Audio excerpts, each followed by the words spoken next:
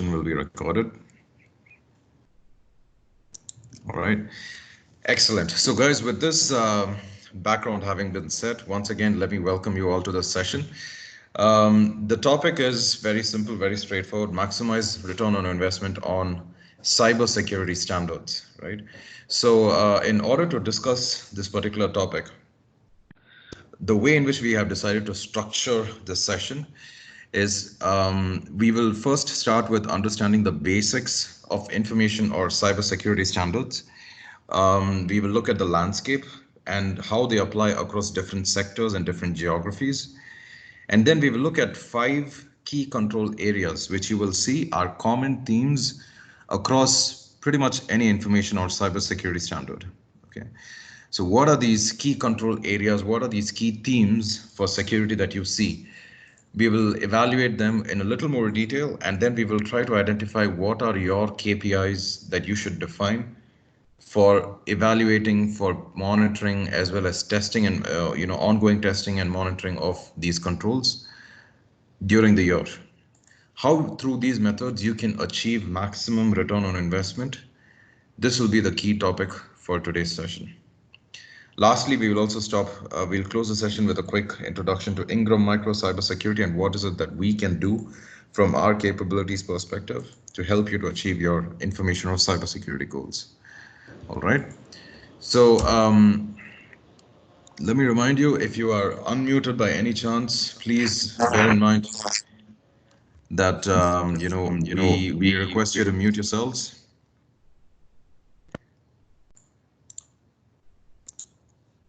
Okay. If there's any background noise or disturbance, I will take a second, please, to just mute the participants. But please check it by yourselves and see if you can, be on mute. We strongly encourage you to use the chat window through which you can type in all your questions, your queries, your comments at any point in time. All right. So with this background having been set, let's get going into the slides. Now, this is the best part, wherein we try to set the context right. We try to set the benchmark or the baseline rather across all of us here in the audience. Now, you can see each other's names, I believe, and you will see that today in the room we have a very, very cross-functional audience, right? So this means people from different organizations, who bring different skill sets with different experiences. Now, many of us might already have a very, very strong foundation in information security and information security standards, compliance, and so on. Despite this, we are assuming a factor of minimum baseline knowledge, which means we will try to define the basics, assuming that we don't know what they are, right? So what is an information security standard, or what is a cyber security standard? Before we get into the context of information or cybersecurity, let's try to define what is a standard itself, right? Because a standard is something that is going to apply across multiple domains, multiple verticals, including information security or cybersecurity. So one of the best definitions that I have seen for a standard is the one that you see right here on the screen: a document which is established by a consensus of SMEs and approved by a recognized body that provides guidance on the design, use, or performance of XYZ, which can be materials, products, processes, services, XYZ, and so on, right? So what we have here is one recognized body, which you see over here, one single entity. Think about ISO, for example. Think about NIST. Think about the PCI Council. Think about ADSIC right here in Abu Dhabi, or the Signals Intelligence Agency, SIA.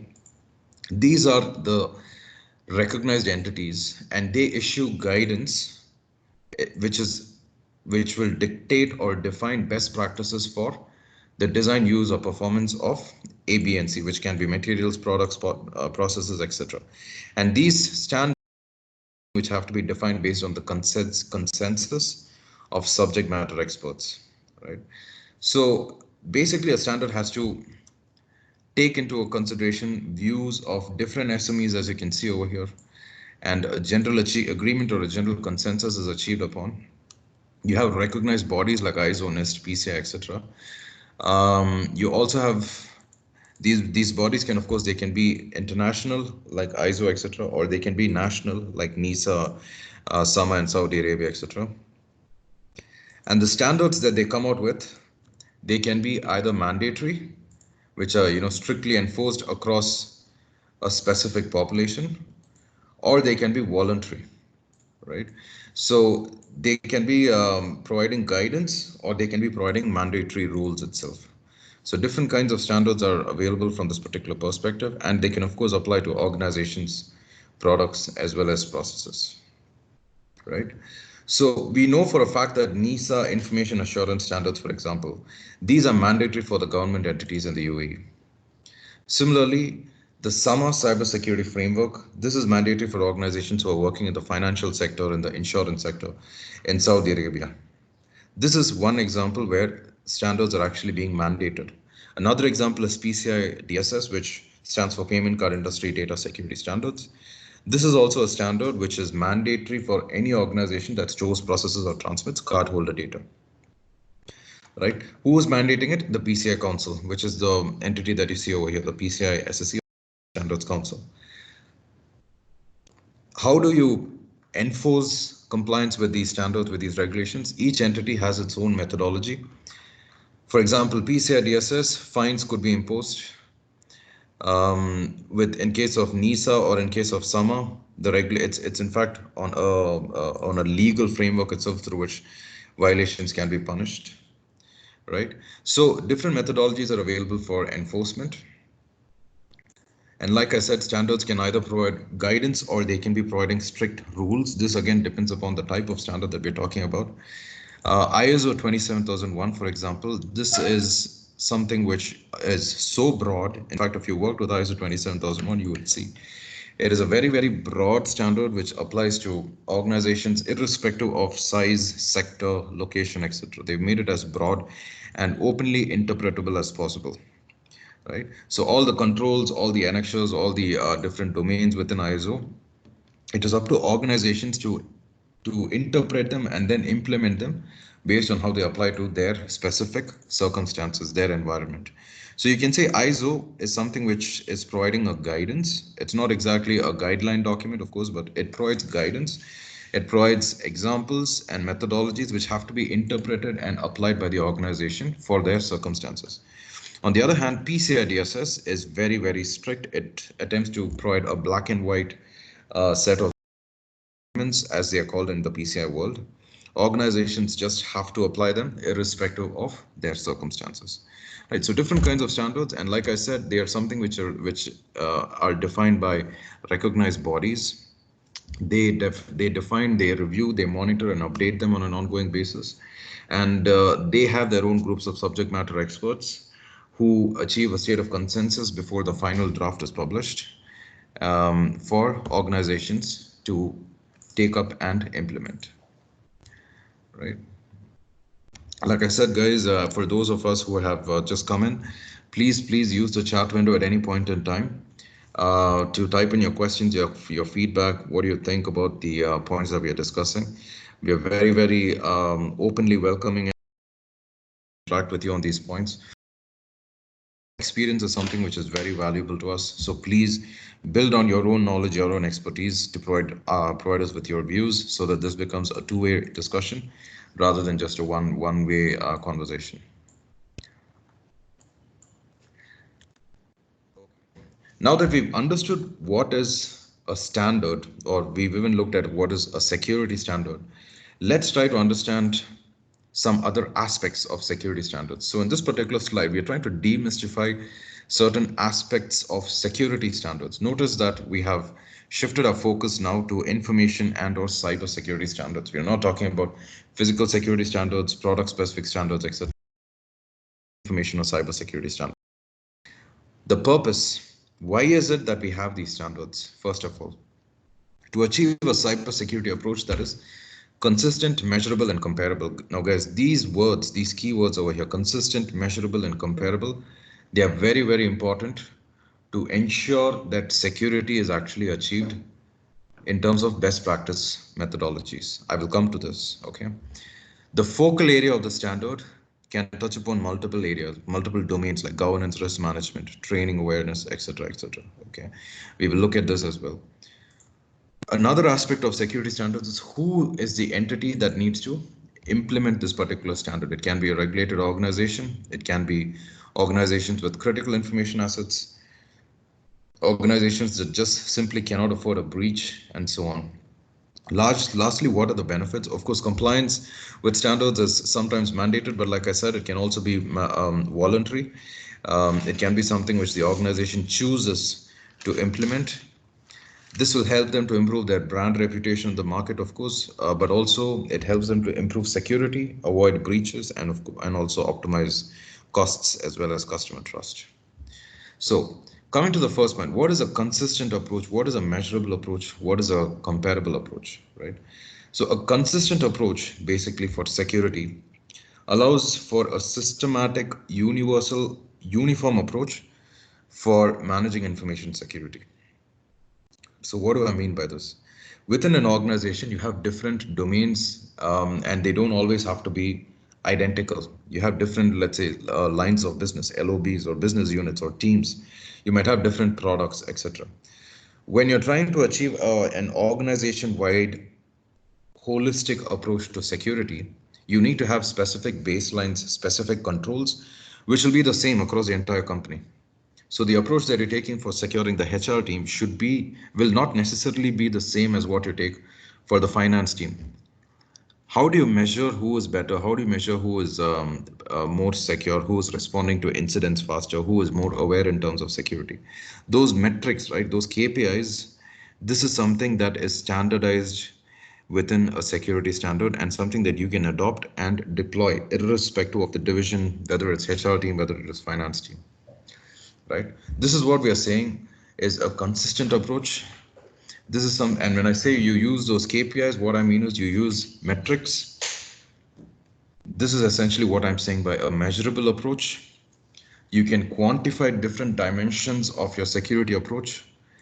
Like, for example, how well are the controls performing that you've deployed across different divisions? What is the return on investment based on how much you've spent on these controls? How many security risks have been proactively identified, proactively managed, etc. Excuse me. Focal areas of security standards can be governance, can be risk management, can be awareness, and so on, right? Standards can help to actually build a governance framework for the enterprise. In fact, one of the most popular standards, which is COBIT, it is essentially a framework for IT governance, IT management. It helps organizations to build maturity processes into their IT management, IT service management processes. Another area that standards help to address is actually risk management. Now, risk management, in fact, I've personally been involved throughout my career in seeing how risk has evolved into a key focal area in the information security domain itself. When I'm talking about proactive or defense technologies that organizations take to security, having a risk-based approach has become such a critical aspect of actual implementation of security. You don't just go left, right, and center deploying controls, investing in compliance. Rather, you take a risk-based approach. This started somewhere in the early 2010s with the PCI Council, for example, in 2012, mandating that risk has to be a key factor of your PCI compliance roadmap. And now when you look at pretty much any standard, we will see in one of the upcoming slides, pretty much any standard, risk-based approach is actually mandated for compliance, right? So you have some risk management standards, like for example, ISO 31000 as well. Training and awareness, of course, is a key area because unless your people are enforced, people are educated and equipped, enabled to protect your organization against security, all your compliance efforts are going to be wasted. So training and awareness can also be a key focal area for specific standards. All right, so without spending further time on this slide, I will move on to the next slide. Now, this is a simple demonstration on the slide of the regulatory landscape in terms of security standards. Now, I told you there are two types of standards, mandatory standards, which you see over here, and then we have the voluntary standards, which are not exactly mandatory, but it's optional for organizations to implement them. So when you look at these standards or even regulations, what are the regions where they apply and what are the sectors across which they apply? This is what I'm showing you here, highlighted in green. Okay. So of course we know about NISA, Dubai, ISR, ADSEC, etc. All of these are the local regulations that we have here in the region for UAE, and some are for Saudi Arabia. They apply to the government entities, the NISA as well as ISR and ADSEC state standards. Some applies to the financial as well as insurance sector. PCI DSS applies anywhere in the world to any organization that stores, processes, and/or transmits cardholder data. Cardholder data coming from one of the 5 payment brands, which are Visa, MasterCard, Amex, Discover, JCB, right? So if you or an entity is essentially storing, processing, or transmitting cardholder data from these organizations, then yes, PCI applies to you. GDPR, the next one here in this list, is not a standard, rather it's a law. It is a regulation. So basically it applies to any organization anywhere in the world as long as it is storing, processing personal information pertaining to individuals who are located inside the European Union. Or if you're, monitoring their behavior, if you're selling them something actively, which involves you processing their personal data, GDPR would apply to you. So it doesn't matter if you're in the UAE, but if you're processing data of individuals in the European Union, yes, GDPR would apply to us, irrespective of which sector we are in, right? Predominantly government and energy sectors in other countries, they wouldn't be involved in this sort of activity. If you're outside of the EU, inside of the EU, yes, of course, it would apply to you. And of course, we have some voluntary standards as well, which you see over here. We have the NERC CIP, we have the 3GPP, the NIST Cybersecurity Framework, etc. NERC CIP is a critical infrastructure protection standard. It is predominantly for North American energy sector companies. 3GPP stands for Third Generation Partnership Project, which essentially unites 7 telecommunications standards development organizations. They're called the organizational partners, essentially. Okay. So through 3GPP, organizational partners and their members will be provided with a stable environment to produce reports on 3GPP technologies, right? These are essentially telecommunication or wireless communication standards, 3GPP. NIST Cybersecurity Framework, it's an industry agnostic standard. Basically, it applies to all the sectors. It doesn't matter which sector you're from. It is a good replacement sometimes for ISO 27001, and in fact defines a roadmap for having holistic information security setup across the entire organization. So it is organized in terms of 4 domains, which are identify, protect, detect, respond, and in fact there's one more, which is recover, which I just remembered. So there are 5 domains: identify, protect, detect, respond, as well as recover from security incidents.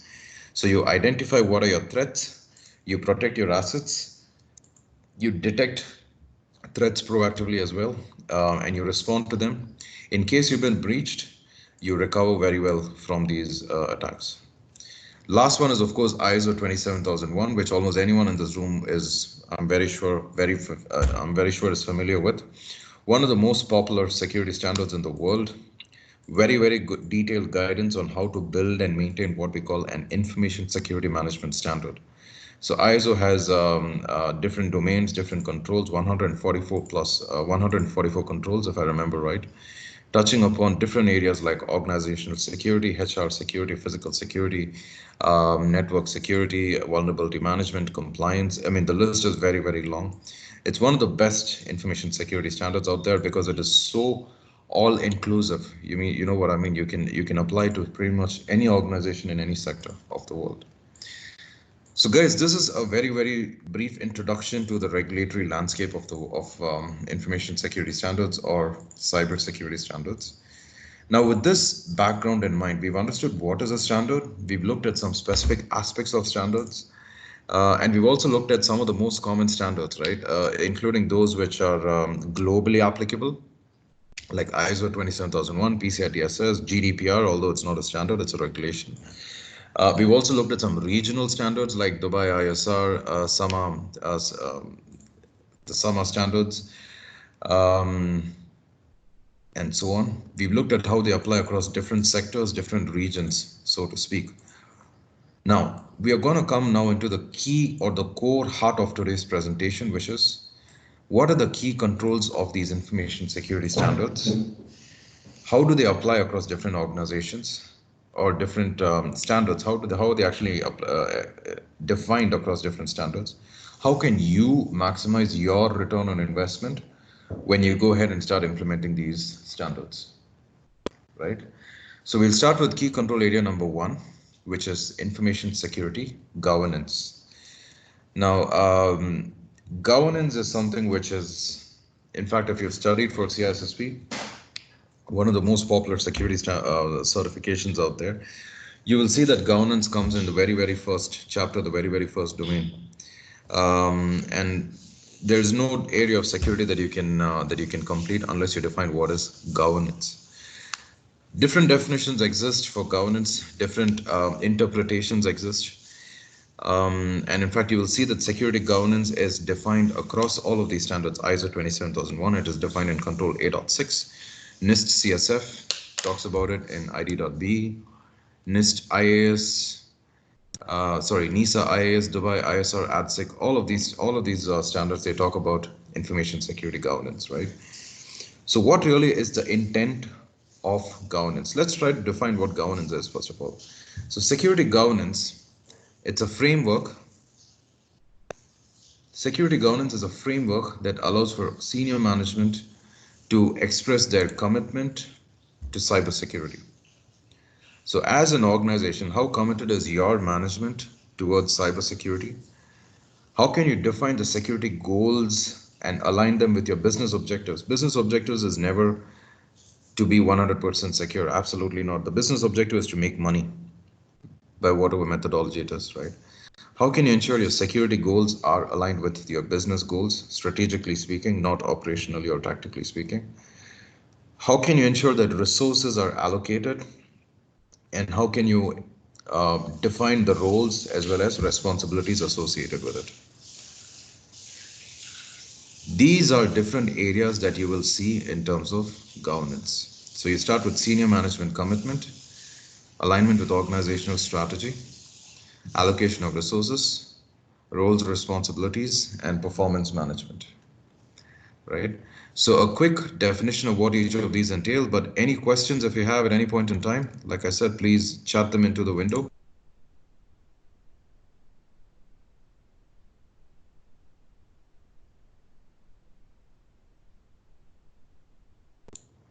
All right, no questions at this particular point. I don't believe that I could have been so clear. Come on. So feel free, guys, to use this chat window and type in your questions at any point in time. Thank you for being here. Just a short break in terms of your just to check on everybody. So please feel free to type in your questions, and we're very happy to take them through. Right. So we're coming back to the slides. What really is governance? Like I said, it's where senior management defines their commitment towards information security or cyber security. How they make sure that the goals of security are aligned with the organizational strategic goals. How you make sure you have the right teams, the right people, the right, when I say resources, it's not only people, of course, the tools, technologies, etc., facilities. And how do you define roles and responsibilities for these people? And how do you define KPIs, lastly, to monitor performance of these individuals, as well as tools and technologies? How can you go ahead and actually implement this control of governance, information security governance? The first and most important thing, of course, is to ensure that you have the overarching information security standard, or information security policy, which is a strategic org-wide demonstration or definition of the organization's intent for information security. Right. So the security policy, of course, is a very high level document and applies to different entities, those internal to the organization, those external who interact with the organization, like customers, partners, vendors, service providers, etc. Right. So all of these entities would have to follow this one holistic law, which is your information security policy. Define a steering committee, right? So what is a steering committee essentially? The steering committee is responsible for ensuring that the governance duties of the organization are actually being achieved on a periodic basis, right? So the steering committee would have to meet on a periodic basis, ensure that the organizational objectives, strategic goals of security are actually being defined, they are in line, and if there's any updations that need to be made, they can be pulled out at the right time, and so on. Some of the standards which define clearly how you can go ahead and implement governance are the ones that I've highlighted over here: ISO 27014, COBIT, as well as, of course, COSO. Okay. COBIT, like I said, it's a model for IT governance, whereas COSO, on the other hand, Committee of Sponsoring Organization, it's a framework for corporate governance. It does not apply only to IT, but for the entire corporate structure itself. ISO 27014, it provides guidance on different concepts, different principles, etc., for governance of information security. So it helps organizations to evaluate, monitor, as well as communicate, their overall security related activities within the organization itself, right? So once you've understood what is the intent of controls around information security governance, how you can go ahead and implement them, the next question is, how do you maximize your return on investment? What are your critical success factors? What are your key KPIs to maximize your return on investment on security governance? The first one is, ensure you have the right team. You need to have qualified information or cybersecurity consultants who are out there advising your security senior management, which is your CISO or whoever it is, if you don't have a dedicated CISO, right? So you need to have the right people, which means they have the right experience, the right knowledge of your organization, your specific sector, be it banking, manufacturing, technology, services, logistics, whatever it is, right? They have to have a strong knowledge, working knowledge of your specific sector. What are the risks that your sector sees? What are the breaches that have already been witnessed? The local regulatory landscape and so on. All of this experience should be strongly available with the team, and ensure that they are capable to advise your senior management. The next point that we say could be a KPI, implementing a RACI matrix. What is a RACI matrix? A RACI matrix is a simple tool to assign roles and responsibilities for a particular task across different people, right? So RACI stands for responsible, accountable, consulted, and informed. So you can say this person, Praveen, is, for example, responsible. Praveen's manager is accountable. There is another subject matter expert, so this person will be consulted. And there's a whole, the senior director who will only be informed, or something like this. So you have different capabilities that will be assigned to different individuals depending upon the task. So in terms of governance, like I said, the objective is to ensure that your senior management's commitment is demonstrated and actually achieved towards security. So you need to define security goals, align it with your organizational vision, mission, etc. Allocate resources, roles, responsibilities, and then define KPIs. Make sure that all of these are defined through RACI matrix, specifically on point number 4 here, which is your roles and responsibilities. Last point, effective metrics that you see over here. The correct use of metrics, that is really going to go a long way, guys, to track how effective your governance framework is. So when you define these metrics, like for example, how many people have proactively started reporting security incidents, this is one metric. Immediately after a security awareness training, how many people have started reporting incidents? How many breaches are you seeing? The number of simple breaches, like for example, password sharing, have they started coming down after a breach? You've invested in a new security control device. How many incidents have you How many threats have you averted or completely avoided as a result of this investment? These metrics have to be defined as well as monitored on an ongoing basis, and they have to be adjusted if at all they're not providing you with the maximum value. This is how you can maximize your return on investment on information security governance implementation through these standards. Now, guys, obviously the session is only a few minutes. It's just 1 hour. So this list is absolutely not exhaustive. It's not all inclusive. These are what I felt would be the top 3 points that we can consider. If there is anything more that you think, please add them into the chat window. We will definitely take them up for discussion. The next control area is risk management. And like I said earlier, risk is a key area of pretty much any security standard out there, which is why you see a check mark, a green colored tick mark for all of these standards: ISO, PCI, NISA, etc. What is the intent of risk management related controls in these standards? The first one is these standards, they require that we identify, we manage cybersecurity risks very effectively, proactively. Once you define these risks, how do you manage them? That is exactly what the second bullet point is: mitigate, avoid, transfer, or accept.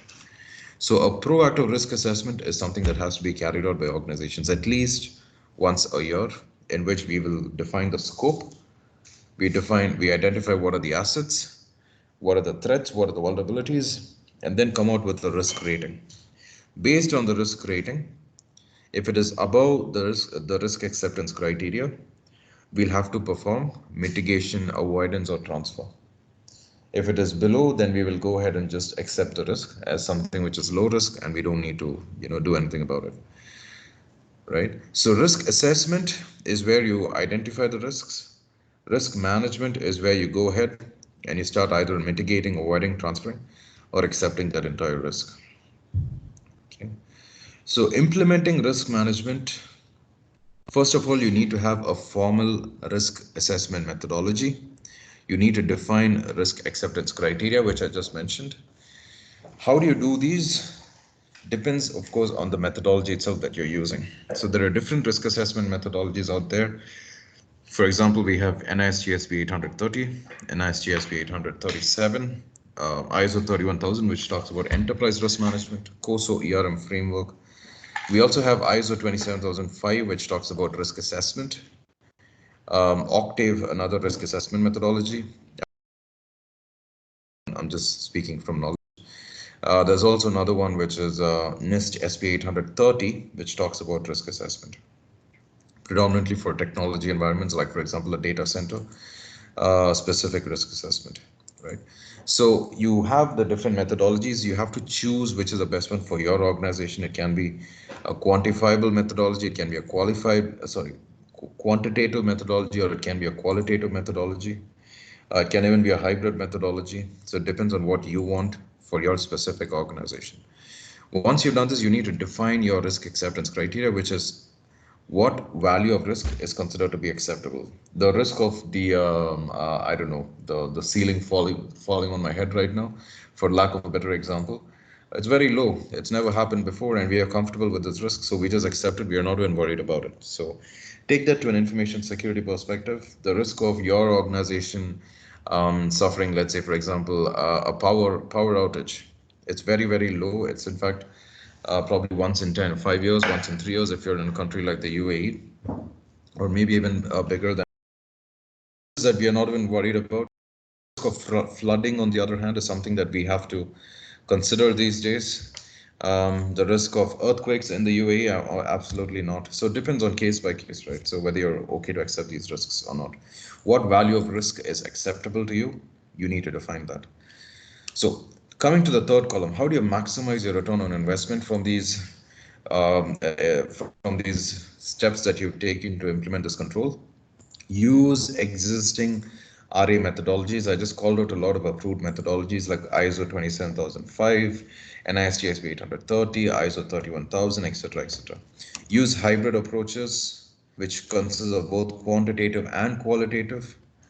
Use or hire external subject matter experts, if at all it makes sense, financially speaking. If not, use your own in-house talent, right? So don't reinvent the wheel is what I'm asking you. Use, because risk assessment has been around for 10-15 years itself in mainstream technology domains. You don't have to start something from scratch. You don't have to define your own templates, your own methodologies. Just use what has already been pre-approved, and been tried and tested methodologies. And then if at all you feel like you don't have the in-house expertise, it always makes sense to hire external consultants, security consultants, a little bit of a sales pitcher. We from Ingram Micro, of course, we offer this as one of our services, where we offer risk assessment advisories, risk consulting services, and I'll talk about this on the last slide. The next one, of course, the next control domain is cybersecurity awareness. Like I said earlier, people happen to be the fundamental or the foundation of any organization's information systems ecosystem. If the people are not well enabled, if they're not equipped, if they're not trained, there's no point in investing XYZ dollars on security standards, right? So for this reason, All of these standards that you see here, they emphasize the fact that you need to have a security awareness program in place. Why? Column number one, to prevent incidents from happening, to prevent them from re-happening or reoccurring at the end of the day, recurring at the end of the day, right? Because people have to be enabled, and if at all incidents happen, people can also report them um, to the respective organizational unit within your company, right? So people have to have a security centric culture that is developed, that is enforced and adopted holistically across the organization. This is the intent of security awareness sessions or security trainings. I've been focused in this area for quite some time, and I've seen how it has evolved. People no longer want these simple classroom sessions where someone walks into a room and he gives them a session and then he leaves. People then forget about what happened. Rather, we've seen, especially in the region, in the Middle East, there's more demand for gamified awareness solutions. How can you make security learning fun? So there's a demand for games, either individual games or group activities, depends on the organization itself. So multiple approaches that we can take to building security awareness program. But first of all, perform a training needs assessment, which means identify who in your organization needs to be trained. If it's not everybody, then at least do a focused approach, and then build the training plan. Use different methodologies like online LMS solutions, online quizzes. Of course, these are mainstream these days. We have a lot of security awareness videos, quizzes, and trainings, e-learnings. But if you feel like your organization needs to go to the next level, think about these gamified security awareness solutions, right? So multiple methodologies, but from a compliance perspective, all you are required to do is at least have a classroom session once a year or maximum twice a year in most cases. That's about it, right? And of course, get feedback and improvement from your participants on an ongoing basis. How do you maximize your return on investment? Define training evaluation metrics. I cannot emphasize this enough. Of course, you need to know how much ROI are you getting on the trainings that you have delivered, which means how many people have started reporting incidents after a training was carried out? How many people have actually made accidental security mistakes within your organization, like clicking on phishing links or sending out files to their personal Gmail IDs, DLP incidents, all of these, right? So how well have these instances started declining after your training? Define these KPIs, define these metrics, and then start monitoring them. Use simulations, use gamification, etc. Like I said earlier, simulations like phishing campaigns, these are very, very strongly recommended. Companies like Cofins, KnowBe4, etc. These guys very, very good at what they do in terms of phishing simulations, because this is actual live, simulation of a cybersecurity attack itself. It's not something where people are forced to sit through a session or something like this. So it's a lot more realistic, a lot more easier for the people to understand, and they know that when they made a mistake and they've been caught, it's actually a lot more, it sinks in a lot more deeper. Oh yes, I shouldn't have clicked on that phishing link, and now I've received a warning mail from my security team, right? The next area is security testing, vulnerability management, which is nothing but VA as well as PT, vulnerability assessment, penetration testing. Guys, almost all the standards out there, and in fact, the list you see here is all of them are included. All these standards emphasize the need for ongoing security testing and vulnerability management. Different control areas, control 8.12.6 in ISO.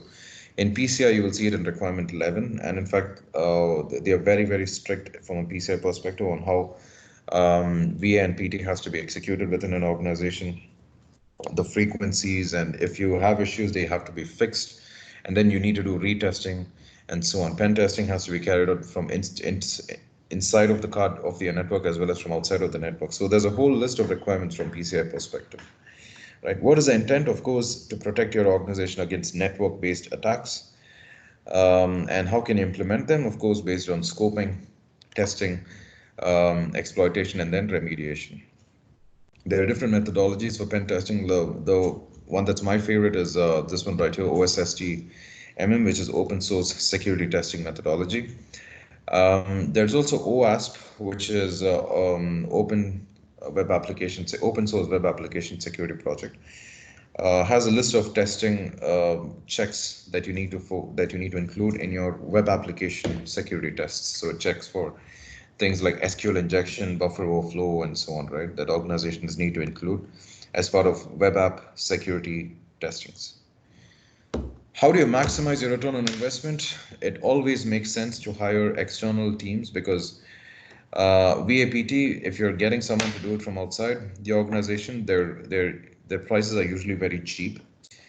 It's a lot more cost effective than developing an in-house team, training them, purchasing the tools to carry out VA and PT and so on. And also adopt risk-based approaches to pen testing, because this means you prioritize the assets that you're going to use, include in your pen testing. It's not all the assets. You can scope out those which have a low risk rating, a low chance of being compromised and so on if you take a risk-based pen testing approach. The last domain, guys, is incident management. Essentially, when I spoke about the NIST cybersecurity framework, I told you about the recover phase, which is the last phase wherein in NIST CSF, wherein once you've been breached, how well are you equipped to respond to this breach and recover from it, right? Once an incident has been detected, you as an organization should be capable to detect, to respond and do something about it within a matter of seconds, because time is, of course, of the essence. How can you implement this control? Start with a policy, of course, and then go ahead and invest in the right tools, the right teams, as well as technologies. Nowadays, organizations find that it is cost effective to invest in managed security services, which means SOC. We have SOCs, multiple organizations that offer SOC services right here in the UAE, and of course all over the world. In fact, we from Ingram, we have our own SOC here in JLT right here in Dubai, and other parts of the world as well, in Saudi, India, Pakistan, Singapore, etc. So hire an organization and ask them to provide you with managed security services if it makes sense, because it's pretty much the way to go. And nowadays, organizations are going towards managed detection and response, which is MDR, the next level, wherein you proactively try to perform threat hunting and things like this and identify proactively the threats to the organization rather than being reactive in an MSS. What are the KPIs to maximize your return on investment? Foster the incident reporting culture within your organization, which means if you see something, say something. So you need to get this culture up within the organization. It's easier said than done, I know this, and can sometimes take years to change the culture of an organization. Define metrics and enforce them. How quickly are we detecting incidents? How quickly are we recovering from incidents? How many times are the same incident being repeated within a given time span? All of these metrics, if you define, enforce, and monitor them on ongoing basis, that will be great. So guys, this was it about the key control areas which I spoke of. There are 5 key control areas. We quickly went through, just to recap, we quickly went through security governance, risk management, security awareness, VAPT, and of course incident management. We saw that these control domains are overlapping across multiple security standards, ISO, PCI, NIST, NISA, etc., etc. So we looked at what is the intent of these controls and how is it that you as an organization can achieve those intents, and how you can define methodologies, metrics, KPIs to maximize the investment, the return on the investment that you're making to implement these controls. So I hope this was useful. Like I said, before I jump into the next session, please, yes, you can have an open chat. You can type in to the chat window. I encourage you to type in your questions. We are here to take them. Any questions pertaining to the slides so far, absolutely happy to take them up. Thank you so much. All right, with that, let me give you a quick introduction to Ingram Micro, guys. Like I said, we are the largest technology distributor on the planet. $50+ billion company with offices in 150+ countries around the world and 35,000+ employees globally spread. Right here in the Middle East region, we have offices in Dubai, which is our META headquarters, I would say. We also have large offices, in fact, in other parts of the Middle East region. In Saudi, for example, in Egypt, Morocco, Lebanon, and so on and so forth. So from a cybersecurity perspective, our team is here in the Dubai office, and we are offering services that enable value, realistic value, rather than just transactional value in terms of cybersecurity. What do I mean by this? A distribution company would, traditionally speaking, distribute products, but we don't do just that. We are in fact what we call not a value-added distributor, but a solutions provider. We define solutions for your organization's ecosystem, solutions in IoT, in artificial intelligence, in physical security, and of course in cybersecurity, and also in cloud. We have different business units for each of these different disciplines, and I'm representing the cybersecurity division here today with you. From a cybersecurity perspective, we have trainings, we have services, and of course we have all of these products that you see in the last column that we distribute. So trainings are, they cut across different audience profiles, people who are foundational with no knowledge of security. We have foundational awareness sessions. We offer advanced trainings for those who are more professionals, those who pursue certifications like CISSP, CIPPE, CIPM, etc. We can actually help you to achieve these. In fact, from a GDPR perspective, we are an authorized training center for CIPPE and CIPM, and we've delivered these trainings for a lot of government entities here in the UAE, right here in the UAE. From a process perspective, many of the things that we discussed in today's session, something that we can simplify for you because we have a team of consultants with Big Four background, with very strong experience. We can do vulnerability assessments, penetration tests. We can do consultancies in terms of risk assessments, governance, enablement, security strategies, data classification, etc. And from a managed security services, like I said, we have a SOC right here in Dubai, in JLT, and we have a SOC in other parts of the world as well, in India, Pakistan, Singapore, Saudi Arabia, and so on. All the product logos that you see here, these are products that we as Ingram Micro, we distribute holistically around the world and predominantly, of course, here in the META region. Get in touch with us. We are very, very happy to work with you. Our email ID, I'll just put it up on the slide. It is cyber.meta@ingrammicro.com. We look forward to working with you. Let me thank you guys so much for your time as well as for your attention. Please make a note of our email ID and get in touch with us for any services that you wish. Our website is security.ingrammicro.com. This is Praveen Joseph. Thank you once again for your time as well as your attention. So a couple of questions here. Thank you so much, Mr. Basil Zarani. Does Ingram provide consultancy or only tools and products? Thank you, sir. It's a very good question. Tools and products is one of the large parts of our business. Yes, in terms of the distribution side, we distribute products. We have our own in-house developed products as well. Products that we have innovated and developed by ourselves. But in addition to this, where we are different from the rest of the similar organizations is that we have our own in-house consultancies, our own in-house trainings that we have developed by ourselves. We have a team of qualified experts, cybersecurity consultants, cybersecurity trainers. I come from this same team, in fact, and we are very happy to work with you to offer consultancies as well as trainings or any other services. What is the percentage of companies worldwide that are actually implementing cybersecurity standards? Another very good question, Basil Zarni. So for this question, unfortunately, I don't have the statistic, I don't have the figure of how many organizations percentage-wise are actually implementing security standards. But to be honest, I think one of the things which is determining this factor in terms of compliance, one of the biggest push factors is regulatory compliance, regulatory requirements by government organizations. We are seeing this being one of the major reasons why organizations are moving towards compliance and actually doing something about complying with different standards. Your question is now from the UAE perspective, Basil Zarani. Okay, this is a very easier question, I would say. So here in the UAE, we have, as you already very well know, we have the government organizations, and then we have the tier 1 international organizations. And then the remaining, I'd say at least 80 to 90% of the market, we have the small, medium-sized organizations here in the UAE.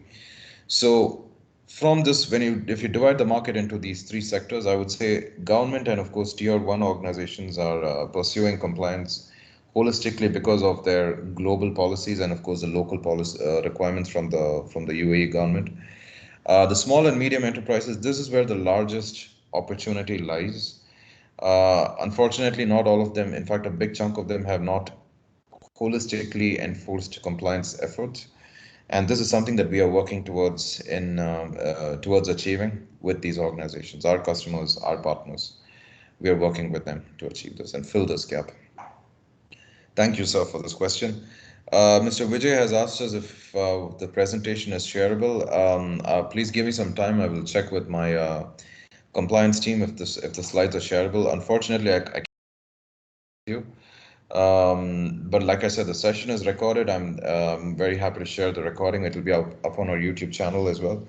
The slides, I will have to check with our legal team and get back to you, sir. I do apologize for this. Thank you, Mr. Vijay. Thank you, Mr. Basil Zarni. Any other questions, guys? I hope the session was useful and there was some value that you could get. We are going through a troubling time right now, and we are using our online platforms to maximize awareness, people's utilization of time, while we wait as a whole world, we collectively overcome this crisis around COVID-19, and we do believe that we will come through. All right, if there's no further questions, no further comments, let me take this opportunity once again on behalf of Ingram Micro Cyber Security to thank you. And let's all have an excellent rest of the day and a very good weekend as well. Thank you so much.